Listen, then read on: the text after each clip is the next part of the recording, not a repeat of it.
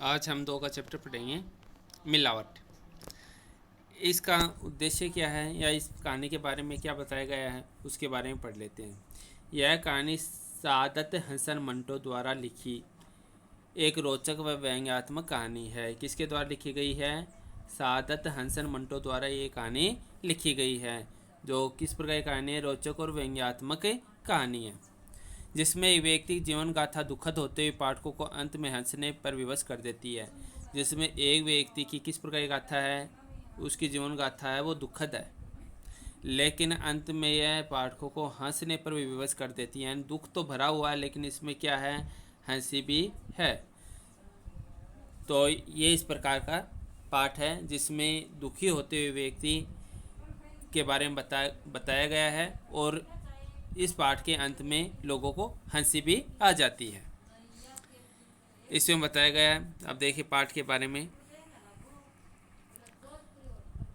अमृतसर कहाँ है? पंजाब में।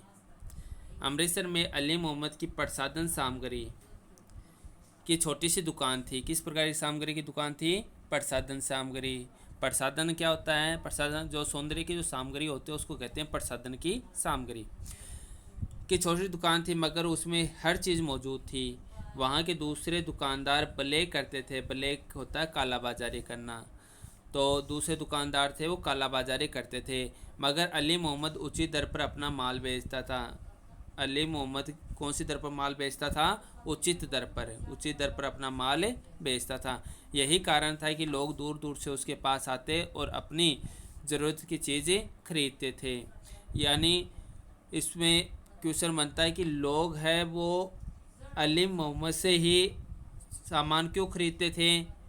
क्योंकि अन्य दुकानदार हैं वो काला बाजारी करते थे, जबकि अली मोहम्मद है वो उचित दर पर अपना माल बेचता था। इसलिए अन्य लोग अली मोहम्मद से ही वस्तुएं खरीदते थे। अली मोहम्मद सारा दिन दुकान पर बैठता, ग्राहकों की भीड़ लगी रहती। ब्लैक न करने के बावजूद वह खुशहाल था।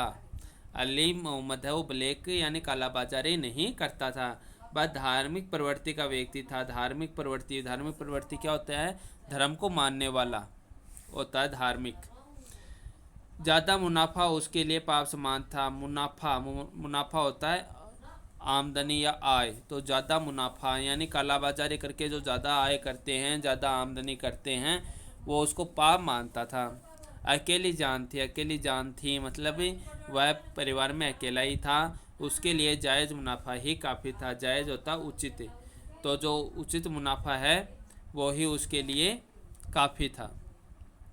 अली मोहम्मद के पिता काफ़ी समय हुआ अल्लाह को प्यारे हो गए। अल्लाह को प्यारा हो जाना यानी अली मोहम्मद के पिता हैं उनका स्वर्गवास हो गया था। उसकी न कोई बहन थी और न कोई भाई, यानी वो परिवार में अकेला ही था। वह बिल्कुल अकेला था। शुरू शुरू में वह जब 10 वर्ष का था उसने अखबार बेचने शुरू कर दिए। अब 10 वर्ष का होने पर उसने क्या क्या कार्य किए? उसने अखबार बेचने शुरू कर दिए। उसके बाद खोमचा लगाया, फिर कुल्फिया बेची। जब उसके पास 1,000 रुपये जमा हो गए तो उसने एक छोटी सी दुकान किराए पर ले ली। मनिहारी का सामान खरीद कर बैठ गया। मनिहारी क्या होता है? जो चूड़ियाँ बेचते हैं, कंगन बेचते हैं, तो ये होता मनिहारी। तो वह मनिहारी का सामान लेकर दुकान चलाने लगा। तो 10 वर्ष की अवस्था में अली मोहम्मद क्या काम करने लग गया था? 10 वर्ष की अवस्था में वह अखबार बेचने लगा था। फिर उसने खोमचा लगाया। उसके बाद उसने कुल्फिया बेची। इस प्रकार से 10 वर्ष की अवस्था में उसने बहुत सारा काम करना शुरू कर दिया था। अली मोहम्मद ईमानदार था। उसकी दुकान थोड़े दिनों में चल निकली। ईमानदार होने के कारण उसकी दुकान है वो चल निकली मतलब दुकान में आमदनी अच्छी होने लगी। जहाँ तक आमदनी का संबंध था वह उससे बेफिक्र था। अब वह चाहता था कि अपना घर बसाए। अब वह क्या चाहता था? अपना घर बसाए, यानी वह शादी करना चाहता था। उसकी बीवी हो वह उसके लिए ज़्यादा कमाने की चेष्टा करे। तो वह यही चाहता था कि उसका घर बस जाए, उसकी शादी हो जाए।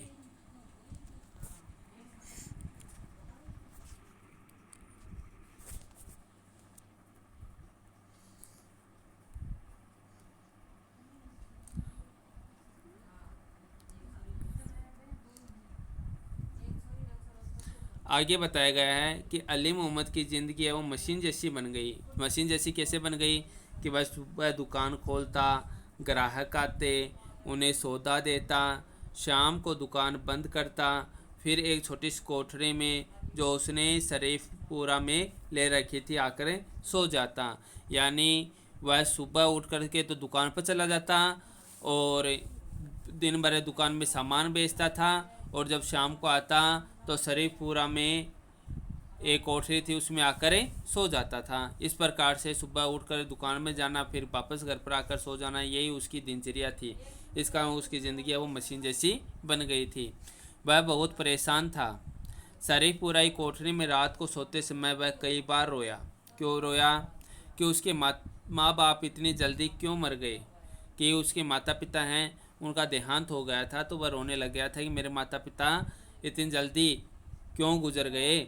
उसकी समझ में नहीं आता था कि वह शादी कैसे करे, कि शादी तो माता पिता करते अपने बच्चों की, उसके माता पिता हैं नहीं, अब वह शादी कैसे करे। बहुत देर तक सोचता रहा। उसे याद आया इस दौरान उसके पास 3,000 रुपये जमा हो गए।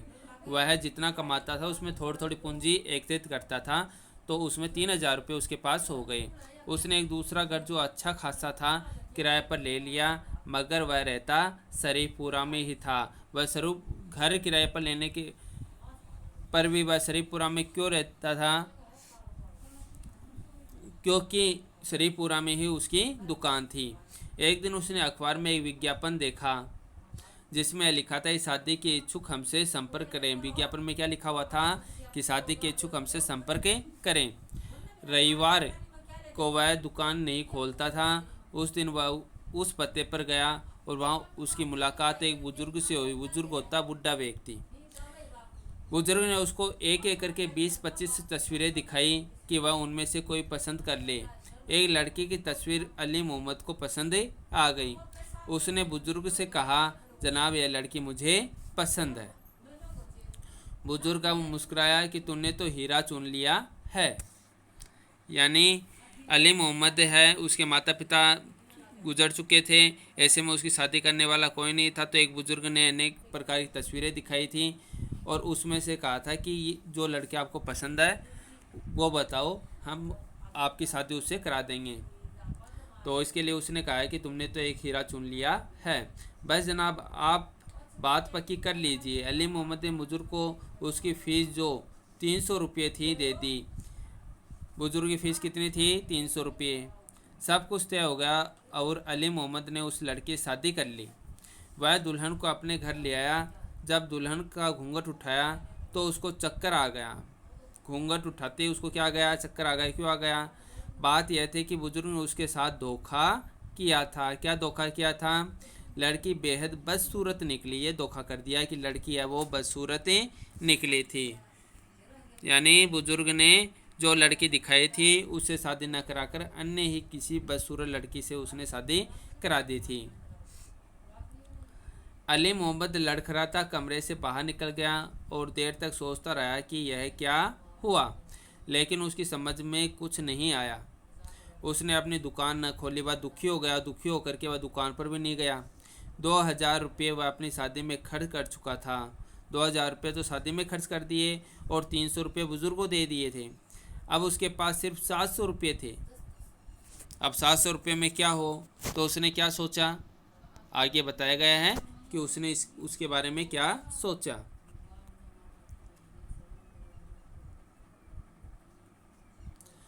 उसने सोचा कि शहर ही छोड़ दूं।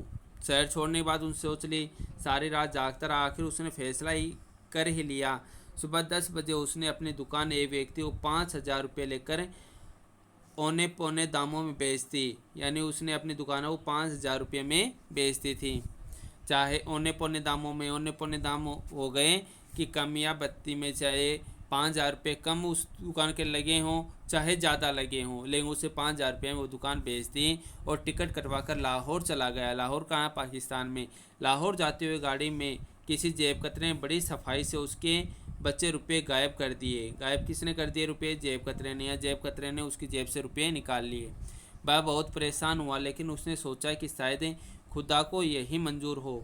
लाहौर पहुंचा तो उसकी दूसरी जेब में जो कतरी नहीं गई थी उसमें 10 रुपये और 11 आने थे। इसने कुछ रोज़ गुजारा किया, कुछ रोज़ यानी कुछ दिन गुजारा किया था, लेकिन जल्द ही फाको की नौबत आ गई। फाको क्या आता है? भूख मरना। तो जल्द ही उसके पास भूख मरने की नौबत आ गई कि उसके पास में जो रुपये थे वो चोरी हो गए थे और 10 रुपये और 11 आने बचे थे। उससे कुछ दिनों तक उसने गुजारा किया था। उसके बाद में उसके पास में रुपये नहीं थे, ऐसे में वह आगे गुजारा कैसे करें। तब उसने हल्दी और मिर्च पीसने वाली एक चक्की में 20 रुपये माहवार होता महीना, तो 20 रुपये महीने में पर नौकरी कर ली। यहाँ उसे पहले ही दिन मालूम हो गया कि दुनिया में धोखा ही धोखा है। उसे देखा कि हल्दी में पीली मिट्टी मिलावट की जाती है और मिर्च में सूखी ईंटों की, कि हल्दी का रंग पीला होता है उसमें पीली मिट्टी मिला देंगे तो रंग का पता नहीं चलता। ऐसे ही मिर्च है, मिर्चों का रंग लाल होता है, ईंट का रंग भी लाल होता है, तो मिर्च में ईंट की मिलावट कर देने पर पता नहीं चलता। तो ऐसे में दुकानदार हैं वो कालाबाजारी करके सामान बेचते हैं और मुनाफा कमाते हैं। तो उसने भी यही देखा था कि हल्दी में पीली मिट्टी की मिलावट की जाती है और मिर्चों में सूखी ईंटों की। 10 वर्ष तक अली मोहम्मद इस चक्की में काम करता रहा। यहाँ पर वह कितने वर्ष तक काम किया? 10 वर्ष तक। उसका मालिक हर महीने कम से कम 700 रुपये कमाता था। मालिक कितने रुपये कमाता था? 700 रुपये। और जबकि अली मोहम्मद को कितने रुपये देता था? 20 रुपये। इस दौरान उसने 500 रुपये बचा लिए थे। एक दिन उसने सोचा कि जब सारी दुनिया में धोखा ही धोखा है तो वह भी क्यों न धोखा करें। अब अली मोहम्मदी के मन में भी धोखा करने की बात आ गई कि सारी दुनिया धोखा करती है तो मुझे भी धोखा करना चाहिए। अब अली मोहम्मद ने अपनी चक्की खोल ली। उसने पूंजी जमा करता गया और फिर अपनी चक्की खोल ली। उसमें मिर्च और हल्दी में मिलावट करने का काम शुरू कर दिया। अब आमदनी अच्छी हो गई थी। अली मोहम्मद खुश था। उसने धोखेबाजी पूरी तरह सीख ली थी। उसको अब इसके सारे गुण मालूम हो गए थे। कितनी लाल मिर्च में कितनी ईंट पीसनी चाहिए और हल्दी में कितनी पीली मिट्टी डालनी चाहिए। अब उसको पता चल गया कि मिर्च कितनी हो तो उसमें कितनी ईंट पीस कर डाल देनी चाहिए और हल्दी कितनी हो और उसमें कितनी पीली मिट्टी डाल देनी चाहिए। यह उसको मालूम हो गया था। लेकिन एक दिन उसकी चक्की पर पुलिस का छापा पड़ा। तो क्या हुआ? हल्दी और मिर्चों के नमूने बोतलों में डालकर मुंह बंद किए गए। कि नमूना डाला उसका, यानी थोड़ी थोड़ी हल्दी और मिर्च दोनों ही बोतल में डाली थी नमूना लेने के लिए। कि नमूना क्यों लिया जाता है? कहीं इसमें मिलावट तो नहीं है। और जब रिपोर्ट आई कि उनमें मिलावट है तो उसे गिरफ्तार कर लिया गया। मुकदमा अदालत में पेश हुआ। उसको 300 रुपये जुर्माना और 1 महीने सश्रम कारावास की सज़ा हुई। अब उसको क्या किया गया? जुर्माना लगा दिया और 1 महीने की कारावास की सज़ा सुना दी गई।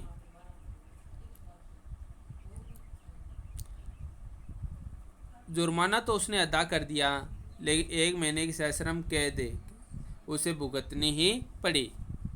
1 महीना उसकी ज़िंदगी में बहुत ही कड़ा और कठिन था। 1 महीना जेल में रहना बहुत मुश्किल काम होता है।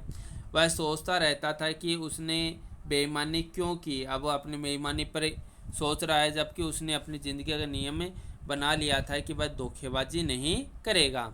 फिर वह सोचता है कि उसे अपनी ज़िंदगी समाप्त कर लेनी चाहिए, यानी उसे मर जाना चाहिए। इसलिए जब वह जेल से बाहर निकला तो यह मजबूत इरादा कर लिया था कि आत्महत्या कर लेगा।